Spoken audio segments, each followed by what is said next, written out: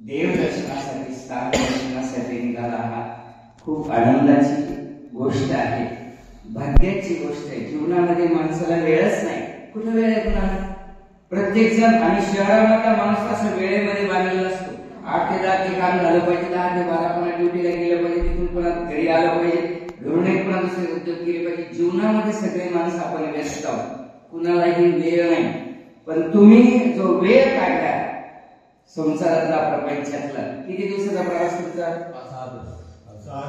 6 दिवसाचा प्रवास. किती छान आहे बघा.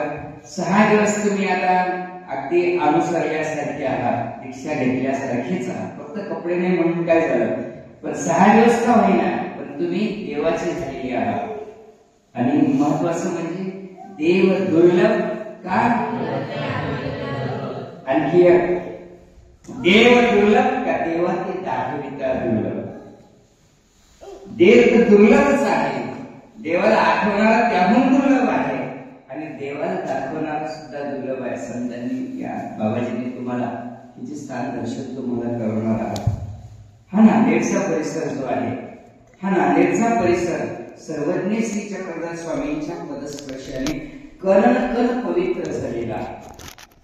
नांदेडचं आणि नांदेड परिसराचं महात्म्य असं आहे की या परिसरामध्ये सर्वज्ञ श्री चक्रधर प्रभू 12 वर्ष या ठिकाणी राहिले. या 12 वर्षाच्या सानिध्यामध्ये, 12 वर्षाच्या या परिभ्रमणामध्ये हा गोदेचा जो तीर आहे, हा गोदा तीर जो आहे तो अत्यंत पवित्र आणि पावन झालेला आहे. या नांदेड जिल्ह्यामध्ये सर्वज्ञ श्री चक्रधर स्वामी 3 वेळा आलेले. पहिल्यांदा जेव्हा येतात स्वामी तेव्हा एकटेच असतात, कुणीच नाही. एकांताचा काळ आहे, पायात पादत्राण नाही, कमरेला एक वस्त्र, डोक्यावर एक वस्त्र, श्री मुकुटी एक सुडा आणि कटी प्रदेशी एक सुडा. अशा अवस्थेमध्ये स्वामी निघतात. करतल भोजन तरुतल वास. अशा पद्धतीने स्वामी परिभ्रमणाला सुरुवात करतात. आचलपूरवरून स्वामी प्रथम या भागामध्ये आले आणि हा भाग परिसर फिरत असताना स्वामी एकटे आहे. आपली कशी सगळी तयारी असते नाही, आपल्याला प्रवासाला निघायचं म्हणजे आपण अगोदर लिस्ट करतो. चार्जर घेतलं पाहिजे, गोळ्या औषध घेतलं पाहिजे, मुक्काम कुठं करायचं, जेवण कुठं करायचं, सोबत सगळं घेतलं की चहा नाश्ता सगळी तयारी सहित आम्ही निघतो. सर्वज्ञ श्री चक्रधर स्वामी जेव्हा निघाले तेव्हा कुठलंच त्यांचं नियोजन नाहीये, काहीच नाही, सोबत काही नाही, पायात पादत्राण नाही, अंगावर धड वस्त्र नाही, जेवणासाठी किंवा पाणी पिण्यासाठी वॉटर बॅग सुद्धा नाही. अशा अवस्थेमध्ये स्वामी निघाले. स्वामी दिवाळीच्या परिसरामध्ये जेव्हा हा 12 वर्षाच्या या कालखंडामध्ये दिवाळी करतात स्वामी या भागामध्ये. तसं तर आपल्याला आठवत असेल दिवाळी देवाशीची. सर्वज्ञ श्री चक्रधर स्वामींच्या सानिध्यामध्ये असलेले भक्तिजन आणि सगळे भक्तिजन, सगळे वैराग्य धारण केलेली ही सगळे भक्तिजन आणि स्वामींना भेटीसाठी गावातून आलेले, नवे नवे कपडे घातलेले, अलंकार घातलेले सगळे लोक जेव्हा येतात स्वामींच्या भेटीला, स्वामींच्या सानिध्यामध्ये असलेले भक्तजन थोडेसे नाराज होतात. बघा दिवाळीसारखा सण आणि यांच्या अंगावर एवढे भारी भारी कपडे, नवे नवे कपडे, दाग दागिने, आपल्या अंगावर काहीच नाही, थोडेसे हिरमुसल्यासारखे झाले. आणि स्वामींनी त्यांना सांगितलं, अरे ही बाहेरची दिवाळी काय कामाची, अंतरंगातली दिवाळी अत्यंत महत्वाची आहे. आणि म्हणून स्वामी म्हणतात आनंदाची दिवाळी काम करा. अरे आनंदाची दिवाळी करा. आनंद म्हणजे काय? आनंद शब्द ईश्वर बोलायचे. आनंद म्हणजेच ईश्वर आणि त्या ईश्वराचं चिंतन आहे, तो आनंद तुम्हाला प्राप्त झाला पाहिजे, हीच तर खरी दिवाळी आहे. आणि म्हणून तुम्ही दिवाळीच्या मुहूर्तावर भगवंताच्या दर्शनासाठी निघाला. तुम्ही खूप भाग्यवान आहात, खूप अत्यंत भाग्यवान आहात. स्वामी आता तुम्ही जाणार आहात नांदेडला आणि नांदेडच्या अगोदर तुम्हाला राहेर करायचं आहे आणि म्हणून राहेरच्या तिथी ज्या ठिकाणी तुम्ही जाणार आहात ते भव्य मंदिर आहे. त्या मंदिराचं काम आता चालू आहे. त्या मंदिराच्या महत्वाच्या ज्या लीला आहेत त्या लीला समोर मी थांबणार आहे, कारण तुम्हाला प्रवास खूप लांब आहे. आणि म्हणून राहेरला जेव्हा तुम्ही जाता तेव्हा गोदेचा तो तीर आठवायचा आहे. ज्यावेळेस आमचे देव अनवाणी पायाने फिरत होते तो वेळ आठवायचा आहे. स्वामी राहेरला असताना एके दिवशी स्वामी एका भक्ताच्या घरी भिक्षेला जातात. हातामध्ये भिक्षा घेऊन आणि भिक्षा घेऊन स्वामी त्या गोदा तीरावर येतात. हातामध्ये भिक्षा आहे, जेवायला बसायचं आहे. नदीच्या काठावर जातात. एक खडक आहे, त्या खडकावर डाव्या पायानं पाणी घेतलं नदीचं आणि त्या खडकावर फेकलं. उजव्या पायाने तो खडक धुवून काढला आणि त्याच्यावर अन्न ठेवलं. आणि हा विश्वाचा मालक परमेश्वर सर्वज्ञ श्री चक्रधर प्रभू तिथे भूषण करत आहे. एक एक कर स्वामी दररोज स्वामी प्रतिदिन त्या राहिलेला ब्राह्मणाच्या घरी भिक्षेला जातात. दररोज भिक्षा घेऊन येतात. एके दिवशी भिक्षा घेऊन येत असताना हातामध्ये भिक्षा बघा आणि भिक्षा घेऊन येत असताना त्या परिसरामध्ये जो नायक होता महाजन, त्याचे सगळे सैनिक वगैरे लावा जमा घेऊन तो चाललेला असताना एका सैनिकाचा जो घोड्यावर बसलेला होता स्वामी तिकडून होते आणि सांग होती. या सांगीतून निघत असताना स्वामींच्या हातात भिक्षा आहे आणि ती भिक्षा त्या घोड्यावर बसलेल्या एका सैनिकाचा पाय स्वामींच्या हाताला लागतो आणि सगळी भिक्षा साठवून जाते. आपण थोडं जरी खाली पडलं तर आपण ते फेकून देतो.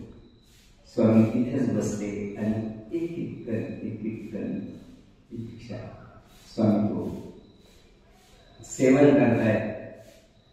अन्नाचं किती महत्व आहे हे अत्यंत महत्वाचं आहे.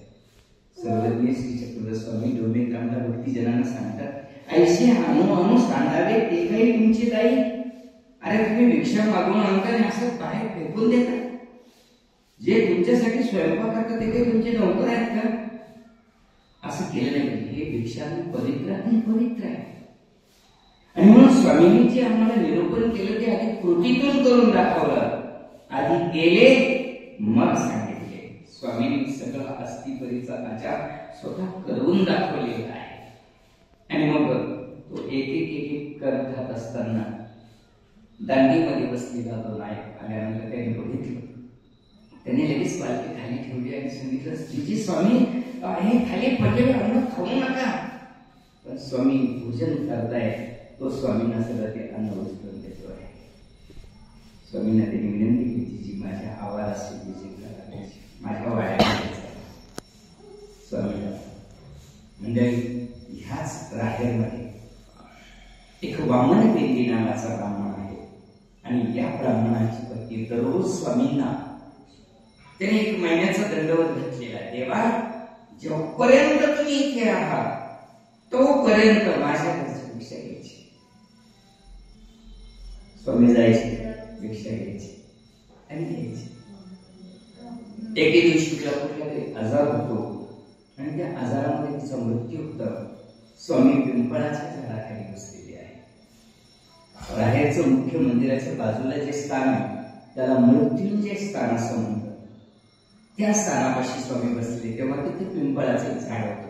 त्या पिंपळाच्या झाडाखाली स्वामी बसलेली आहे. तिची वामन पेंडी ब्राह्मणाची जी पत्नी होती ती वारली आणि वारल्यामुळे तिची अंतिम यात्रा अंत्ययात्रा नदीपर्यंत येऊन पोहोचलेली आहे. आता नदीमध्ये त्या प्रेताला पाणी पाजण्यासाठी मडक्यामध्ये पाणी आणून पाजायचं आहे. तेवढ्यात सर्वज्ञ श्री चक्रधर स्वामी त्या ब्राह्मणाला दिसतात आणि तो दुःख करायला लागतो. स्वामींना पाहिलं आणि स्वामींना म्हणतो, जीजी आज तुम्हाला भिक्षा कोण वाढेल? म्हणजे काय झालं असं? म्हणजे जी भिक्षा वाढणारी जी होती ना स्वयंपाक करणारी ती गेली. तुम्ही कुठे आहे? ते म्हणे हे प्रेत स्मशानामध्ये आता आणलेलं आहे. स्वामी उठले.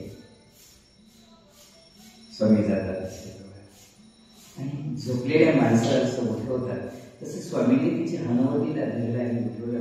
म्हटली, बाई उठा ना, एक पाणी पात्र देणे असे. उठा ना, तुमच्याकडे एक पाणी पात्र घ्यायचं शिल्लक आहे आमचं. झोपेतून उठावी तशी ती मृत झालेली उठलेली आहे आम्ही झोपेतून लवकर उठत नाही, ती मेलेली उठली गणपती स्नान केला आणि धावत परत स्वयंपाक तयार केला आणि स्वामी भिक्षेला जातात विचार आनंद झालेला त्या ब्राह्मणाला. ती पण आनंदित झाली की मी मेलेली जिवंत झालेली आहे. स्वयंपाक केला, आनंदाने स्वयंपाक केला आणि आता स्वामी पाणी पात्र घेण्यासाठी जेव्हा जातात ती भिक्षा घेऊन आलेली आहे. आता देवाला वाढणार आहे तेव्हा देव म्हणतात बाई तुम्ही पाणी पात्र द्या मला, भिक्षा तुम्ही द्या, पण ती मागेली असेल म्हणजे पाणी पात्र घेण्यासाठी मी तुम्हाला जिवंत केले पण मृत्यू काही सुद्धा नाहीये. हे केलं केलं तुम्ही पुन्हा मारणार आहात ती म्हणजे मी जीव कसा स्वार्थी बघा. त्या ब्राह्मणाच्या हातात ती भिक्षा दिलेली. मृत्यूला किती आपण घाबरतो याचा प्रत्यक्ष चित्र त्या ब्राह्मणाने भिक्षा दिली. स्वामी निघून आले. म्हणजे हा राहायचा पवित्र परिसर इतका पवित्र आणि पावन आहे. सर्वज्ञ श्री चक्रवर्ती याच मार्गाला याच राहायच्या परिसरामध्ये हरनाळ म्हणून जवळ 2 किलोमीटरवर स्थान आहे. तिथे सर्वज्ञ श्री चक्रवर्ती स्वामींनी वाघिणीची पिलं सांभाळलेली आहे. वाघिणी व्यालेली होती आणि तिची पिलं तिच्या जवळ आहे. काही कारणासाठी ती भक्ष्य आणण्यासाठी गेलेली आहे, फिरण्यासाठी गेलेली आहे. पिलं त्या वेळूच्या गडामध्ये आहे. सर्वज्ञ श्री चक्रवर्ती स्वामी भ्रमण करत करत करत तिथपर्यंत जाऊन पोहोचले. स्वामींनी बघितलं ती पिलं बघितली आणि त्या पिलाने स्वामींना बघितलं. स्वामी त्यांच्या जवळ जातात आणि दोन्ही पिलांना मांडीवर घेतात. एकाला या काठीमध्ये एकाला या काठीमध्ये घेतलं आणि स्वामी त्यांना पुरवत आहे. ते मांडीवर देवाच्या आजूबाजूला फिरतात. स्वामी त्यांना पुरवतात. तेवढ्यामध्ये वाघीण आली आणि वाघीण आल्याबरोबर चमत्कार स्वामींना बघितल्याबरोबर इतकी शांत झाली, ती इतकी शांत झाली, प्रसन्न झाली. काय म्हणाले असेल देवाला ते म्हणाले असेल माणसं ओळखण्याची पार जनावरांमध्ये जास्त आहे, माणसात कमी आहे. स्वामींच्या डोळ्यातून जे वात्सल्य पाझरलं आहे ते वात्सल्य ती बघते आहे आणि ती म्हणाली असेल देवाला बोल ना देवा, काहीतरी बोल माझ्या पिलाशी. अरे मला बोलता येत नाही, आम्हाला बोलता येत नाही म्हणून काय झालं, तुला तर बोलता येतं ना, बोल. ती म्हणाली असेल विश्वाची जीवना उत्तर वचना ते माझ्या मौन कादरे विश्वाची जीवना. देवा मौन का झालं, बोल ना माझ्या पिलांशी. स्वामी थोडा वेळ त्यांना खेळवतात. त्या पिलांना त्या आईकडे देतात. त्या पिलांना त्यांच्या आईकडे सोडतात. ते पिलं आईकडे जात नाही, ते पुन्हा देवाकडे येतात. मला तर असं वाटतं त्यांना देव करायला असेल. नाहीतर आम्ही आमची कुणाचं लेकरू जरी घ्यायचं म्हटलं ते आपल्याकडे येत नाही, ते आईकडे जातं.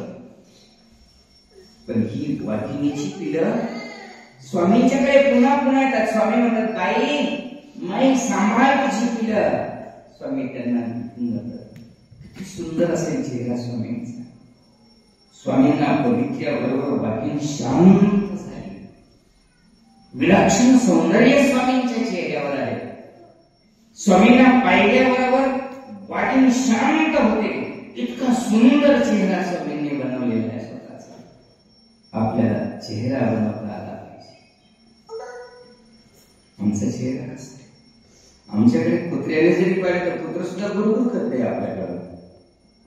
आम्हाला चेहरा बनवता आला नाही, आम्हाला चेहरा बनवता आला पाहिजे. या राहेरच्या परिसरात अनेक लीला घडलेल्या आहेत आणि या अनेक लीलांमधून स्वामींनी मनुष्य घडवण्याचा प्रयत्न केलेला आहे, माणूस बनवण्याचा प्रयत्न केला आहे आणि ह्या माणसाला आनंद अंतापर्यंत आपल्या मोक्षाचा अधिकारी बनवण्याचं कार्य सर्वज्ञ श्री चक्रधर स्वामींनी केले. अनेक लीळा आहेत, मग त्या भांडारे काळांच्या असतील, अनेक लीळा आहेत, परंतु तेवढा वेळ तुमच्याकडे नाहीये. आणि म्हणून आलेल्या सगळ्यांचं आम्ही स्वागत करतो. बाबांनी आम्हाला फोन केला, म्हटलं बाबा आम्ही स्वयंपाक करून ठेवतो. ते म्हणजे नाही, स्वयंपाक वगैरे